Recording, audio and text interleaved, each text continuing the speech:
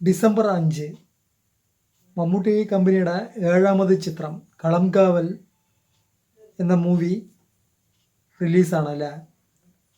അതായത് ഒരു dark mood thrilling പാറ്റേണിലുള്ള ഒരു മൂവിയാണ് കളംകാവൽ. അപ്പോൾ അതേക്കുറിച്ചാണ് ഞാനിന്ന് ഈ വീഡിയോയിൽ പറയുന്നത്. പടം ഇറങ്ങുന്നതിന് മുമ്പ് തന്നെ ഞെട്ടിച്ചു അല്ലേ. അതായത് എല്ലാവരും പ്രതീക്ഷയോടെ കാത്തിരിക്കുന്നൊരു സിനിമ. ഈ സിനിമയിൽ മമ്മൂട്ടി എന്ന് പറയുന്ന കഥാപാത്രം ഇമേജ് ബ്രേക്കിംഗ് ക്യാരക്ടറാണ്. അതായത് മമ്മൂട്ടിയിൽ വില്ലനാണ്, നായകൻ വിനായകനും.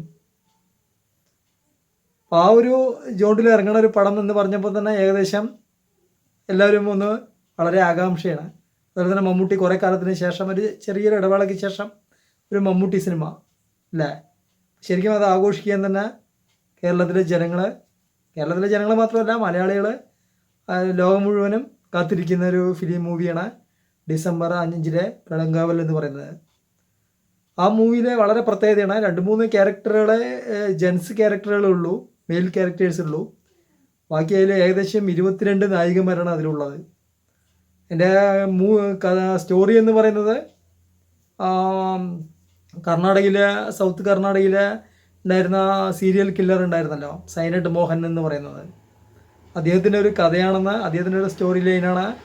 ആ കഥയുടെ ഒരു ചെറിയൊരു ഇതെന്ന് മമ്മൂട്ടി ചെയ്യുന്ന റോളെന്ന് ഒരു ചെറിയൊരു ഗോസിപ്പുണ്ട്, ക്ലിയർ അല്ല. അതായത് ഒരു ഏകദേശം 20ഓളം യുവതികളെ വധിച്ചിട്ടുണ്ടായിരുന്ന സൈനഡ് മോഹൻ എന്ന് പറയുന്നത് ഒരു പ്രൈമറി സ്കൂൾ അധ്യാപകനായിരുന്നു. വിവാഹ വാഗ്ദാനം നൽകുക, ജോലിക്കാരൻ, ഗവൺമെൻറ് ജോലിക്കാരൻ പറഞ്ഞാൽ എന്തായാലും വിവാഹം ഇതാകുമല്ലോ, പെട്ടെന്ന് സെറ്റാകും. അപ്പോൾ അവിടെ ഈ അധികം എന്താ പറയുക, സാമ്പത്തിക അധികം ഒറ്റപ്പെട്ട് കഴിയുന്ന കുടുംബങ്ങളിലെയും, അല്ലെങ്കിൽ ഈ പെൺമക്കൾ മാത്രമുള്ള കുടുംബങ്ങളിൽ നിന്നൊക്കെ വിവാഹം കഴിച്ച് പിന്നീട്